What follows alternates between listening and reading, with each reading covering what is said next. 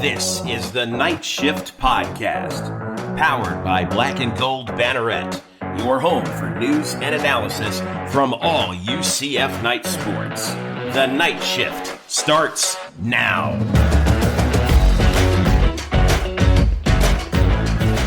Welcome into this week's edition of the KnightShift podcast. I am Kyle Nash, the student of the game, here to talk to you about the week that was for a number of things.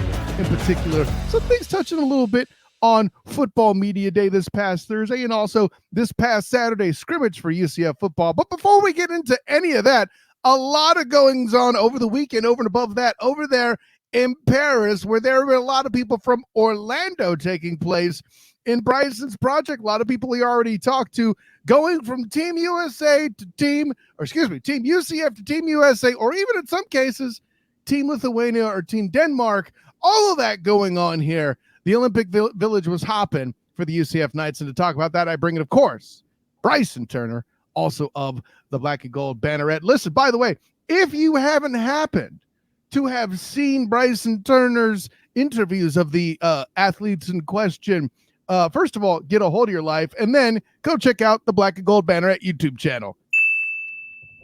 Tell us a bit. So, yeah, the events in question, I believe there's at least one UCF medalist we should be talking a lot about. Bring us up to speed.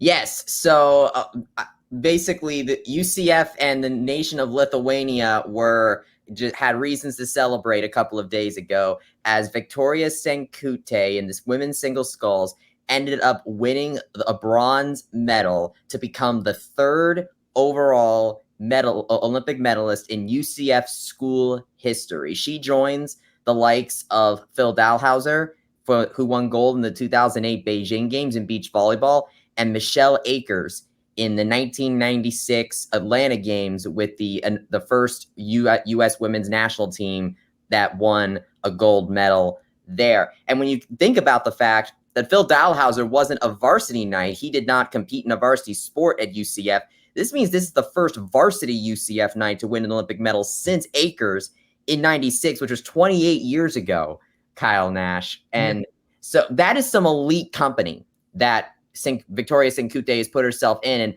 I remember getting up in the morning to watch this because I knew I couldn't miss it on Peacock. And Victoria, I think, had the race of her life. I saw it on stream, but I looked at the official times in the race report that came out on Olympics.com.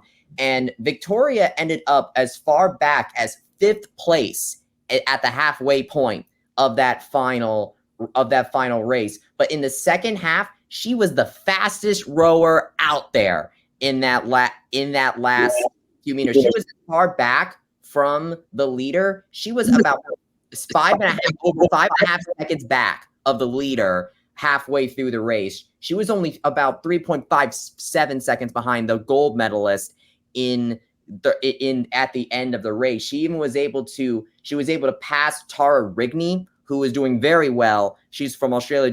She was doing very well, and she ended up racing about the third fastest time, or second and third fastest times in that second half. But Victoria was just on a complete other level. She just absolutely killed it in that second half to get a bronze medal. It was actually, she ended up finishing with a 7:20.85, which is very fast. But it's actually not the fastest time that she had in the Olympics. She got into the final with a 7:19.15 in her semifinal heat, which I looked through her worldrowing.com history, and from what I saw, that 7:19 is the fastest single sculls time of her entire career. So Victoria, here in the Olympics, just having the time of her life out there. The time of her life. Bryson Turner, I'm rubbing off on you with the dad jokes. But yes. One thing I want to point out, you mentioned how she was 3.5 seconds off from the gold medalist. I believe you told me that that the gold medalist medaled in at the previous Olympics as well.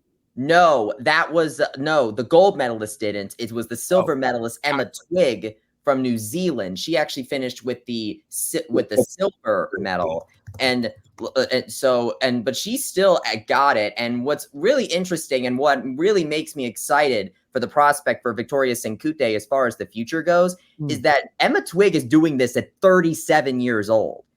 Victoria right now is 28 from what 28 from what I remember seeing when they showed her age on the thing. Yeah, 28 years old. So if she can keep this stuff up, she could easily be doing this for a while yet, which could mean that, again, we could see her again doing this in future Olympics, which, of course, the Olympics are coming to the United States in 2028 with LA 2028. So she, by far, is the headliner of this Olympics for UCF. I mean, the fact that she is now an Olympic medalist, which is something only one other varsity Knight and two other UCF students, period, have ever done. I'm sure Eric Lopez and I will be talking about this. This is going to automatically make her a major candidate for UCF Hall of Fame candidacy, because the very first track and field athlete to get in the Hall of Fame was Afia Charles, and what separated her was because she competed in the Olympics for her native Antigua and Barbuda, and she just made it to the Olympics for them. So if you're an Olympic medalist, I think it's only a matter of time before Senkute gets in. And what's really interesting actually, when I looked at the media coverage that surrounded Senkute after she won, I did not know this. She actually lives in Ephesus, which is something I did not know, and is quite amazing to kind of hear her talk about, and how it's just kind of just a part of her life. It's just something she kind of handles, but here she is getting medals. So Victoria Senkute, honestly, is just rapidly rising to become, I would argue, one of the most storied athletes in UCF rowing history to this point. And considering that, I wrote a profile about Julie Poulsen, who was also in Paris, who is an Order of Pegasus recipient, an All-American, and now an Olympian. So the fact that Victoria has now basically vaulted herself to be right alongside herself and UCF Hall of Famer Christina Sarf, I would argue, is the best rowers in UCF history. Victoria Senkute is really making a name for herself in terms of UCF legacy with this performance in Paris, and who knows what the future is in store for her. Speaking of Poulsen, though, I do that's one other update I do want to live. We talked last episode about the Olympics, about what they were doing then, but obviously we weren't done yet, and so this is what picking up on that. So Poulsen ended up getting into the final B race. She ended up not racing for a medal, unfortunately. Denmark came just short of being able to compete for a medal. They needed to finish in the top two of their repechage race in order to make it into the gold medal race. They ended up finishing third, just 2 seconds back of second place China. So very close, but unfortunately was not able to do it. They ended up running in the final B race. They were three boats racing in that, and she ended up finishing second, losing to Ireland, but they actually beat Australia, who was the defending gold medalist in the women's 4 event from Tokyo. So certainly in terms of the Olympic competition itself, it's not the most people, but they had to get through an event to qualify for the Olympics in the first place that I've seen now referenced around rowing circles as, they call it the regatta of death. So they literally had to go. Which its official name is the Olympic qualification regatta. It's the last chance for rowers to qualify for the Olympics. And so they ended up getting to the Olympics by going through that regatta. So so just making the Olympics to begin with for Julie, I think is a victory in and of itself. And she already has, I think, a lot of laudable accolades to her name at this point, with All-American and Order of Pegasus. And that's, in my opinion, what makes this Paris Olympics so significant for Senkute, because Senkute, not to say that she wasn't good, she was a 4-time All-AAC selection, mind you, and she helped the Knights to 4 straight AAC titles, but she was never an All-American like Poulsen was, nor was she an Order of Pegasus recipient. So So in terms of rowing, this Olympics, I think, was a huge moment in UCF rowing. I mean, this was a great first impression, I think, for them to have. I mean, for Polson to come off her storied UCF career and manage to be one of the first Olympians, and then another Olympian from the program to win a medal and stake her place amongst the legends of that program, alongside, of course, Christina Sarf, who's in the UCF Athletics Hall of Fame already. We basically already have now a big three of UCF rowing at this point between Sarf, Polson, and Senkute. So if I'm the UCF rowing program, this was a major summer for them. By the way, Bryson Turner, where would you find that piece you wrote about Julie Polson? You can find my profile about Julie Polson at theblackandgoldbanneret.com. Thank you. It's funny. It's been a really long time since I've written a profile. You know, graduate school kind of takes a lot of time. Who knew? But you can't miss this with the Olympics, especially with Julie, who was very gracious with her time talking with myself and Eric. I also got interviews. Of course, I talked to Victoria as well. I used some quotes in her interview for that article as well. And I also talked to a former Danish Olympian, Juliana Lander, who is from the same hometown as Julie. So that was a really cool opportunity to speak with them. We're not done with Paris just quite yet, because there are a couple of other updates from a couple of other UCF athletes that were competing. There is Kristen Thomas on the United States women's rugby 7 team. She was a traveling reserve for that team. So she actually ended up not seeing the pitch. But the reason I do want to bring her up anyway is because of just the major significance that we saw. And I think a lot of people will have probably seen the news about it already at this point, where the team managed to beat Australia to earn on a last second try for the first medal in rugby in American history.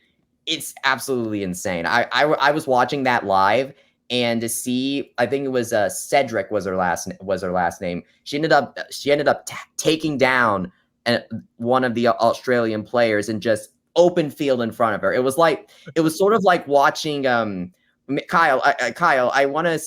You're the NFL guy, so I feel like you would have a pretty good comparison on this. There was definitely a hit stick on there, but like it looked like a bigger back, like maybe like an Mike Allstott or a Lorenzo Neal, just kind of running somebody over. Like the biggest UCF back I think that did that kind of thing might have been the H.A. Alex Hayes, right? Like that. It looked something like maybe Greg McCraig. I don't know, but the whole juggernaut aspect of it too. Certainly, as much as we talked about college football 2025 at Media Day, the hit stick was a factor there too. And listen, I think as an alternate, Jones still gets a medal, so you know what? That's a win. Well, no, Kristen did actually explain on her Instagram story, traveling reserves unfortunately do not get a medal. Oh, come on. But this is the big deal, I think, because Kristen was a co-captain for the Rugby Sevens national team at the Tokyo Games, and she's been with the program since 2015. So she has been with this program for a very long time, and she very much helped it get to where it is today. And while she was not on the field, she got to be there to witness a lot of teammates that she trained with, and basically got a chance to see the fruits of her labor in real time in front of her. You'll see in my article that kind of recaps the Olympics when it goes up. There was a picture of her embracing the team's head coach after they won, and that moment, I think, says it all in terms of that. So amazing moment for American rugby, and of course for UCF alum Kristen Thomas. And then one last bit, German national soccer player Sarai Linder, a UCF women's soccer alum, has remained out of commission due to her infection that the German national team reported on. Her team is still in the competition, though. They are in the semifinals against and rematching with Team USA very soon. So she will have an opportunity to come back. So we'll be staying tuned for that. So well wishes, by the way, for Sarai. I imagine that, coming down with something during the Olympics is just the worst time to have that happen to her.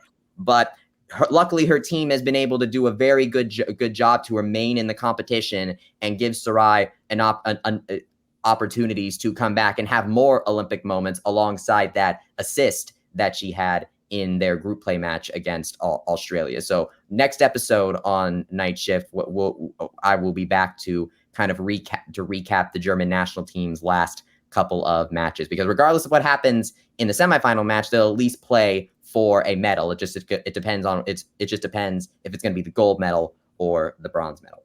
So something up on the stage, on the upside down T stage, up on the medal stage, could be in the future there too.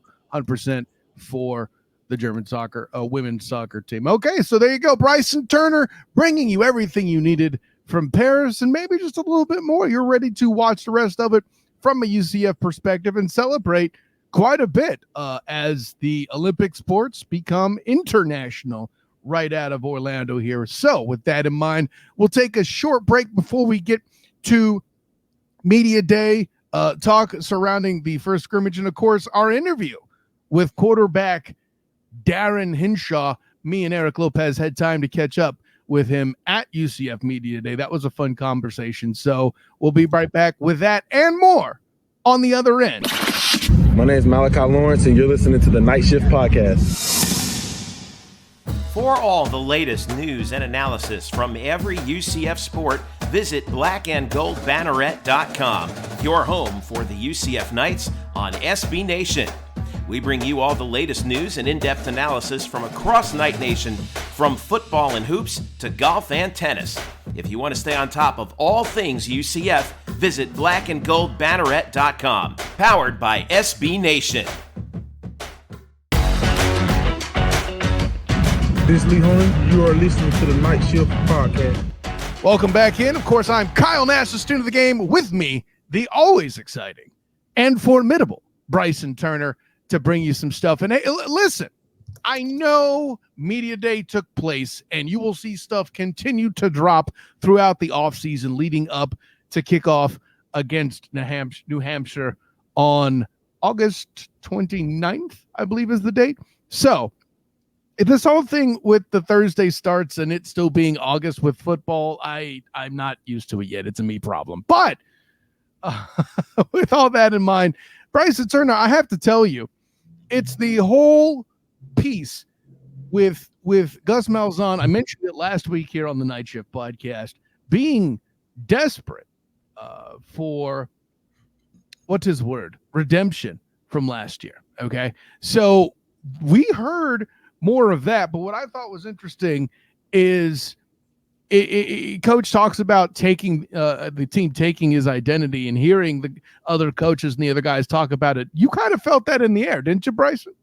Oh, yes, I completely agree with that. It's funny because I think I will admire Gus for this, is that he tried something new last year, when he tried to give up play calling and tried to be kind of that CEO head coach. I think because he seems like an educator by nature. Remember, he started out in high school football, and I feel like his response to the big changes that were happening in college football was sort of in that vein, in that he wanted to be able to be present enough to understand these things. He didn't want to kind of be so stuck in his own lane that he was blind to what was clearly going on with the rest of the college space.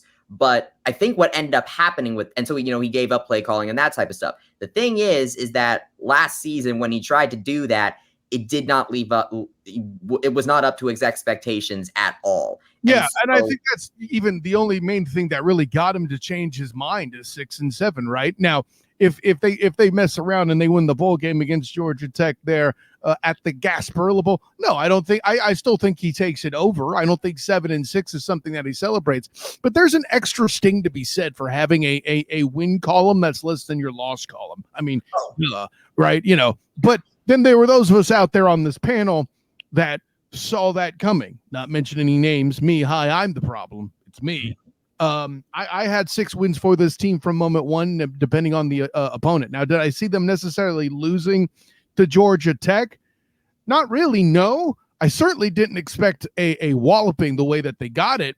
But then when you factor in all the different things, stopping the run being an issue last year, John Rice Plumlee having to leave the game early, et cetera, it's not really a shock that it turned out that way here. But listen, we have a short out there on the Black and Gold Banneret YouTube channel about Gus's focus up into practice leading into the first scrimmage there. And of course, we have some of the press conferences from that as well, featuring Coach and some of the other players, including Miles Montgomery, former Cincinnati running back who transferred here. We haven't heard a lot from him yet. He had a very interesting conversation with us, as did Ricky Barber.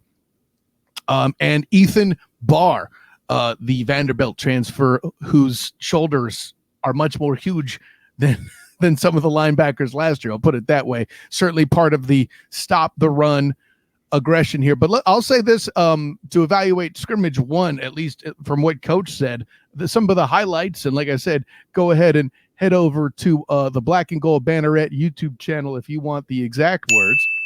But Coach was talking about there being a lot more physicality up front. When asked what was different this year, physicality was the answer he gave on the mic.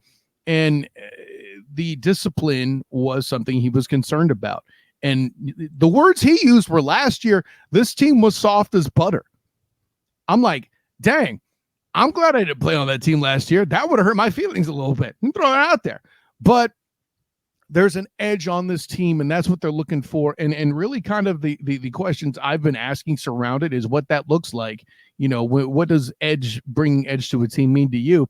And you'll see some of the responses there on the Black and Gold Banner YouTube channel. So yeah, long of the short is scrimmage one had a lot of good in it, a lot of good responses to adversity. Coach Malzahn said that was his favorite thing, was that the way the offense battles back from adversity. 2 touchdowns to Jacoby Jones, which still sounds weird at my age. I think of a former Baltimore Ravens Super Bowl participant, but that's a me problem. And one of Bryson, you said you had feelings about one of those Jacoby Jones touchdowns that you saw on social media. Care to weigh in on that? I was quite impressed, honestly. I mean, 2 touchdowns from Jacoby Jones. I actually did not know that there were 2 of them. I saw that one that they posted the video about. That was the pass from Ja'Cory Brown.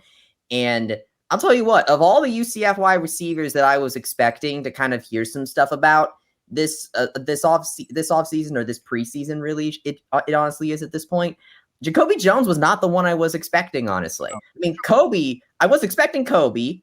Xavier Townsend, I think, makes a lot of sense. And he got some big plays, just no touchdowns. Right. But Jacoby Jones, I mean, that touchdown, especially that he got from Ja'Cory, that looked pretty good.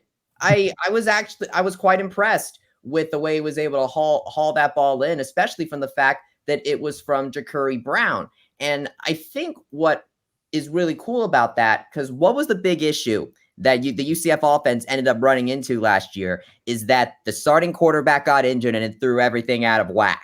So the fact that Jacoby was able to connect with Ja'Cory like this, I think is a major boon for should the worst happen to KJ Jefferson, a la RG3 on Washington. That will have depth at offense that at least has some chemistry, or at least is able to produce plays like this. Even Jacoby Jones, I mean, even if he doesn't start, I feel confident in that should something happen to Kobe or Xavier or anyone else on the roster, like maybe Darius Johnson, I am confident that if the offense ends up having injuries like it did last season, I'm a lot more confident in that that they have depth that can respond to that. I think that's the biggest thing I think about when I see a catch like that. Though that being said, it'd be cool to see Jacoby Jones and some 3 wide receiver sets. Well, I'll say this: it's only a matter of time. I feel like before you see something like that, and not just 3 wide receiver sets per se. Like there's how best to put this. So the best way I'll say it is Trent Whittemore's there, and he's got good veteran presence. I don't think anybody's going to take that from him. But just looking at this group, right? The players of particular size, the wide receivers aren't among the biggest group, right? To get anybody of any size, you got to go to the tight ends, unless it's Trent Whittemore. And then I think the next biggest guy after that is Jacoby Jones, right? To provide a little bit of size, right? And, he talked about the touchdown a little bit there. Jacoby Jones, coach said he's got size. He's big, so he's in there to get the job done. I know Tyree Patterson is 6'2", and, you have some other guys in there that are younger that are in the mix, but I think Jacoby Jones is that presence that can be that wild card to kind of make those big catches. If it falls to that. No, I see you're going with that 100%. The other thing too, and it sort of relates to the short that you posted on the Black and Gold Banneret YouTube channel. Thank you. Gus talked about how last year's team was very talented, but this year's team is more talented. And you could say that that's coach speak, but the way that I kind of read into that is that this team is more talented because the talent is deeper in the roster. That's part of it, yeah. And so, because that's what I think happened. Because what happened with last year is that the depth wasn't there, and I think honestly, a lot of college football fans. I know I talk about this with my dad whenever we talk about college football. He's a Georgia fan, by the way, so SEC football is his big thing. The best college football that money could buy. Sure. Right. Sure. He always tells me that the third string player on Georgia's roster would be like the best player that a UCF type school, a G5 school would ever see. You can't say that anymore. Exactly. You're right. Again, we had this conversation before the Big 12 move happened, but I think UCF is a P4 school now. And so I think I feel like in a way, like a depth that you really saw was the linebacker core, right? I mean, let's put that right on there. And a coach mentioned, a lack of depth, better depth. Coach Hand, we talked to on Thursday, says the O-line is more deep going into the year than they were in the previous 2 years past. So they do have that working for them.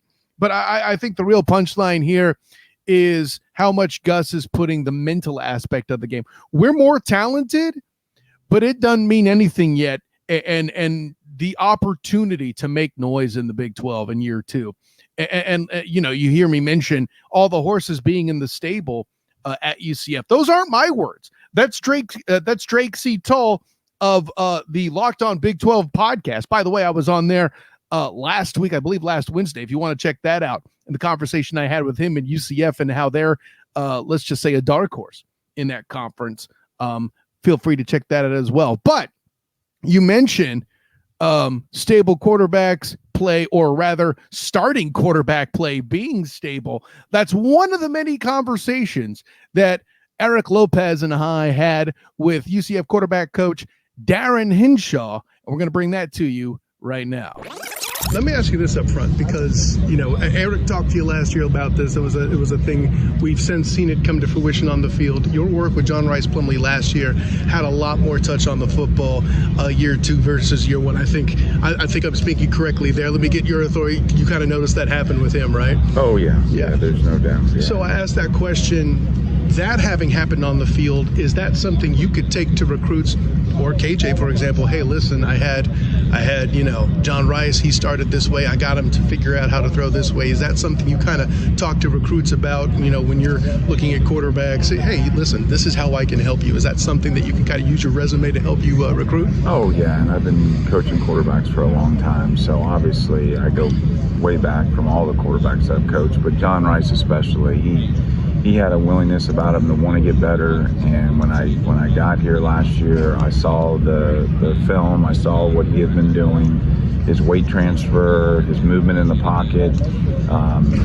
what he was thinking in his mind as far as his progression reads and all those things that he was doing. But they weren't all meshing together.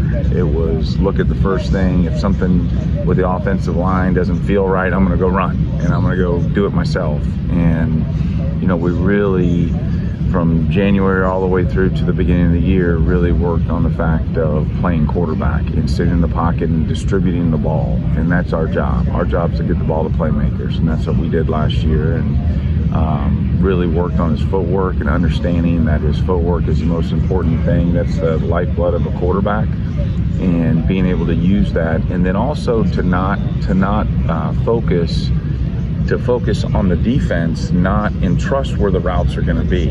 And there's times in different routes concepts that we have to look to see what the routes are doing, but to trust to really focus on the defense, trust where your receivers are going to be, and then focus on that and let the offensive line do their job. And he did a very good job last year of doing that and transitioning and going from his progressions and seeing what the coverage was doing defensively to be able to distribute the ball. So with that in mind, I know it's been a short time. You've had summer, you've had this part of fall camp. We're just approaching scrimmage 1. Is the process starting smoothly with KJ? What's something you've seen that off the bat he's like, yes, he's starting to get this? Yeah, and we're installing the offense right now in training camp, and we have Coach Malzahn has a way of how he installs the offense, and we've been very good at offense. He's been very good at offense all throughout the years, and this offense is proven to do that. And the quarterback position is the lifeblood. We give the keys to the offense, and the quarterbacks have a lot of reads, a lot of situations in front of them. So, it was great that KJ was here in January, and we've gone all the way through this. He's feeling more and more comfortable with the offense.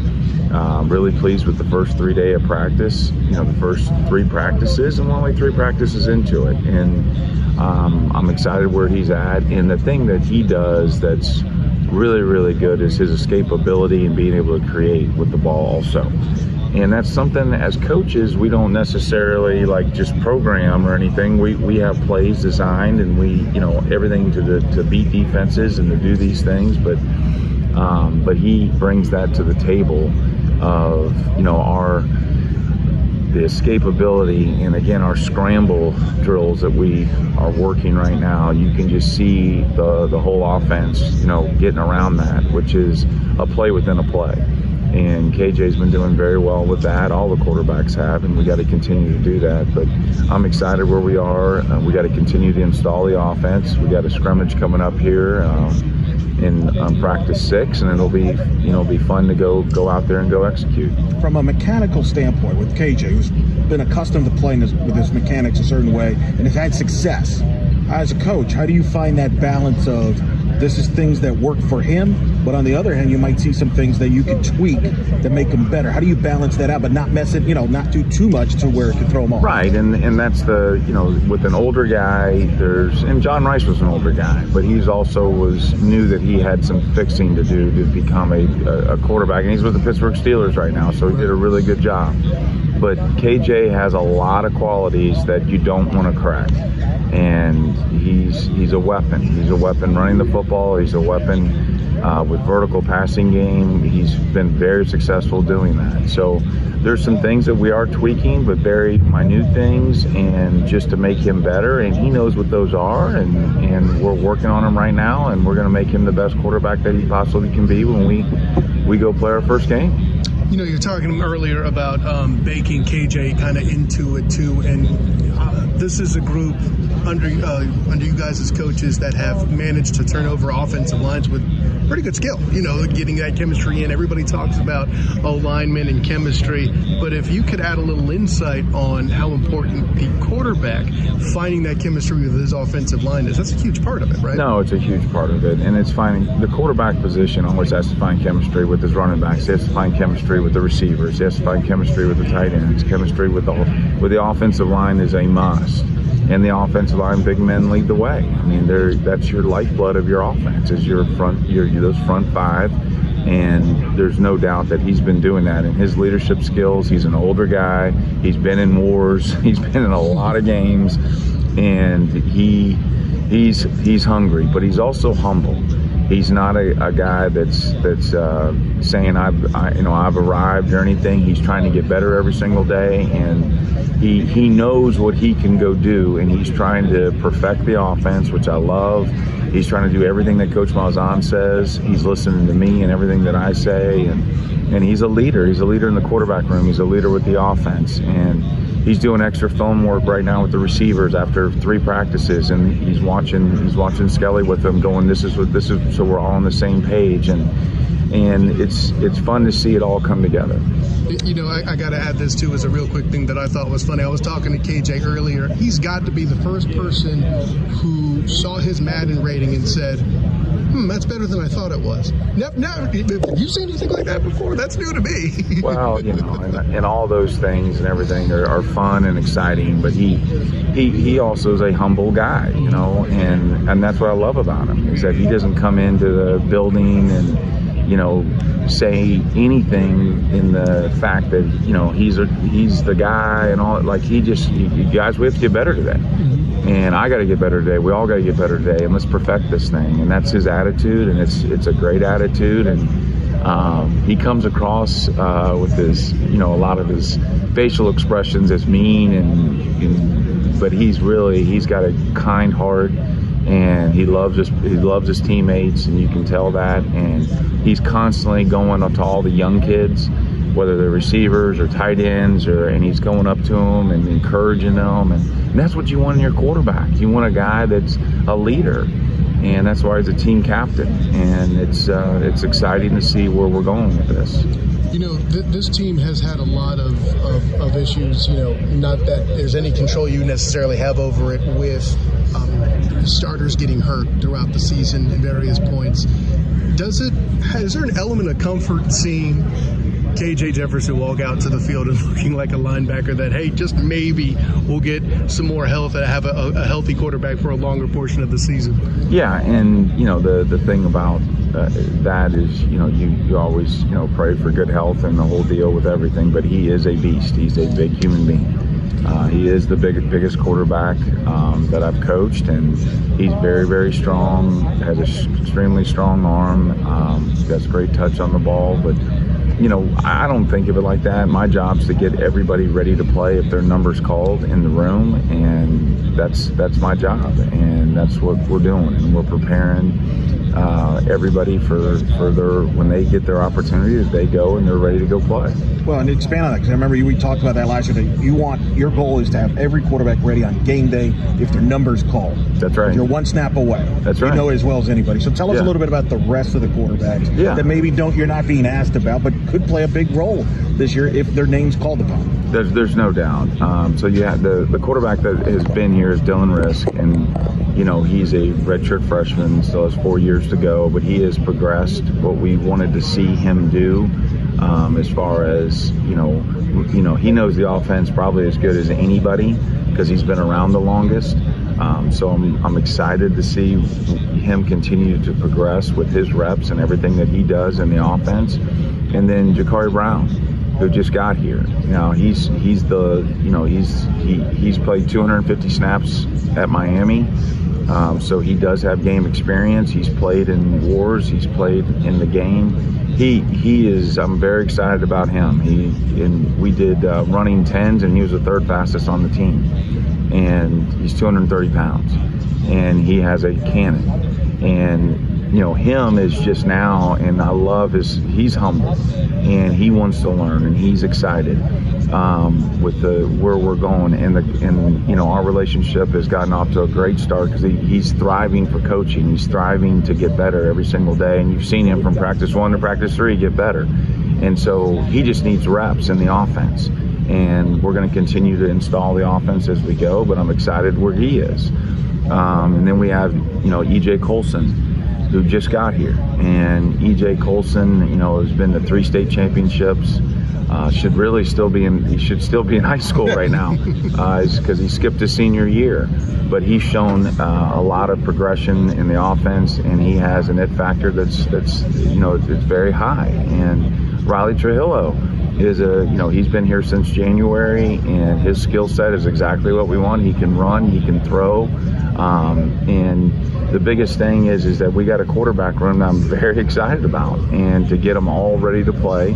And obviously we'll figure out the depth chart exactly how we're going to do it as we these guys are all competing, and they're all going to compete all the way to the first game. And it's and I've told them that, and that's what Coach Malzahn has been preaching. And KJ is great in the room. I can't tell you, he asks all the right questions, he answers all the questions, he has the answer sometimes before I can even finish the question. So you got a senior who's a leader that's there, and you got a lot of quarterbacks that I'm very excited about the room. Let me ask this because we were talking to Coach Gus earlier, and it seems he's kind of morphing his role again, getting more hands-on. How does that make your job different in kind of the day-to-day? Well, the thing with Coach Malzahn has been an unbelievable offensive coach and a great quarterback coach. He's handled, obviously had Cam Newton, and so he also is the head coach, so he's got to do a lot of head coaching things, and I'm right there with him. He's a lot of times in my meetings, and he's running the offense. He's doing everything. He's explaining the reads. He's explaining everything. Then when he needs to leave, I detail it just as much, and I repeat everything that he says out of his mouth and exactly how he wants it. And then I also, I go with the quarterbacks, and there's the mental part of the game, and every quarterback's different, how they handle negative situations and all those things that come about at playing the quarterback. And you can't be too high and you can't be too low, and you've got to be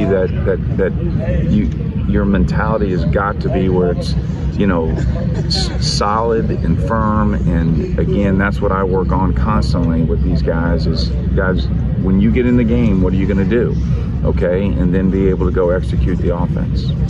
Last question for me, and I'm just curious because you've been here for a bit, had some coaching games under your belt here. Is there a favorite moment you have here, be it on, off the field, whatever? What's your favorite UCF moment here coaching this week? Oh, I mean, there's obviously the moments on the field back in the day when we played in the Citrus Bowl, and building this program and where we were, and the facilities that we were in, which the carpet wasn't even the same color, and on the whole building and the whole deal there over at Wayne Dench. And to see where we are now is very exciting. And obviously as a coach, we want to go win a Big 12 championship. And last year we had some close games that we should have won, and like we said, we have a chip on our shoulder right now.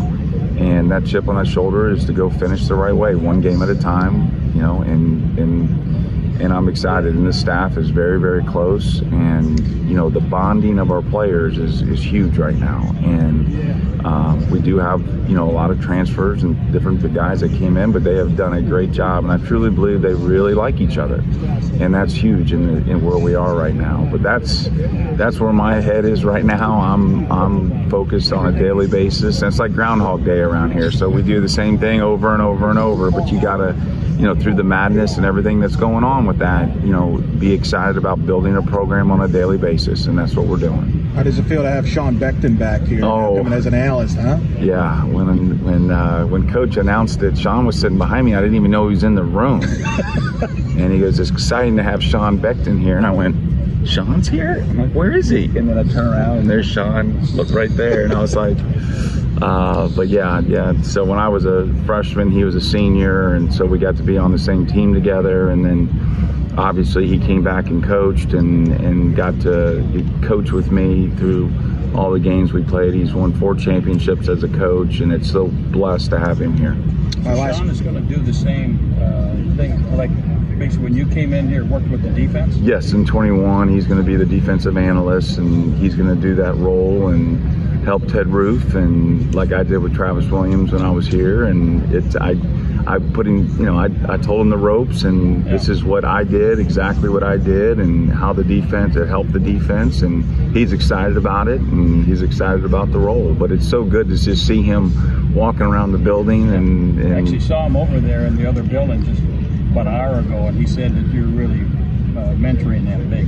Yeah. Well, Sean's also has a lot of experience coaching. He's got a lot of wisdom and knowledge, and he's feeling out the ropes and everything because he just got here, but he's going to do a great job. I know he is. My last question, they honored the 94 men's basketball team against Iowa State Pass during the basketball season. What was it like to be around those guys and Kirk being back, Kirk Sparrow being back on campus? It was awesome. We had a get-together the night before, and to be able to see all those guys, and to all the stories and some guys are bigger than what they used to be, and they can't run the court like they used to, but it was awesome to be able to see them and what was accomplished, and I was just blessed to be a part of it. So leave it to Black and Gold Banneret historian Eric Lopez to talk about Darin Hinshaw and his days with UCF basketball to wrap up the interview there. But a lot of interesting stuff out of there with Darin Hinshaw. I loved his reaction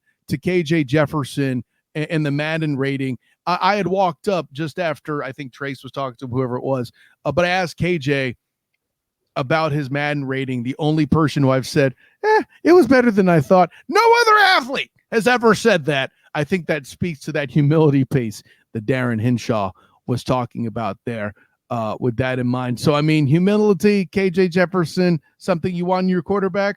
He certainly thinks so there too. I'll put it this way. Bryson, what Coach Hinshaw did for John Rice Plumlee, getting him to find touch, find his throw, find his stroke, does that make you optimistic with what he could do for KJ Jefferson? I think so. And it's because I think with John Rice Plumlee, it was something more of improving John Rice Plumlee. With KJ, it's like Darin is enhancing him, because we've clearly seen the talent that he already possesses through Arkansas.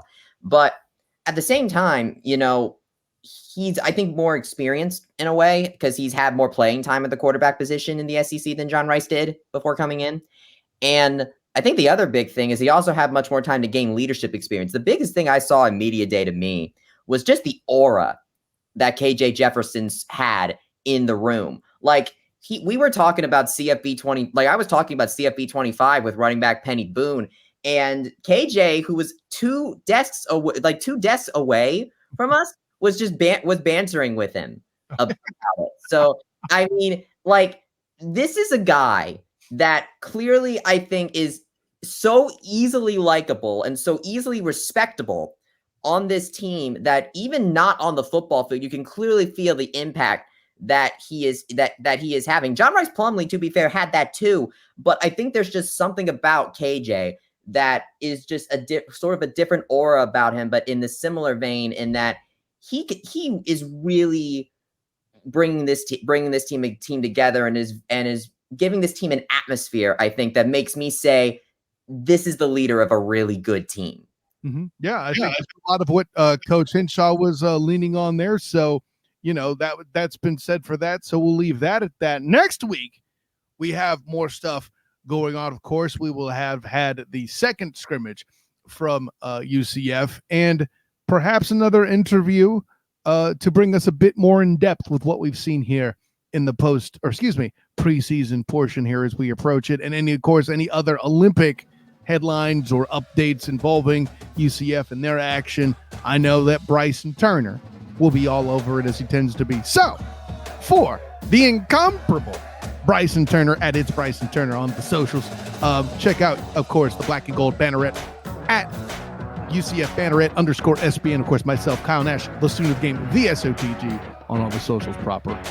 Make sure you check that out. Of course, make sure you find whatever Jeff Sharon and Eric Lopez are doing as well. And, of course, check out the blackandgoldbanneret.com and the Black and Gold Banneret YouTube channel. That's a lot of fun all the way around. Until next time, everyone, class dismissed. And, looking forward to the next night shift. Until then, my friends.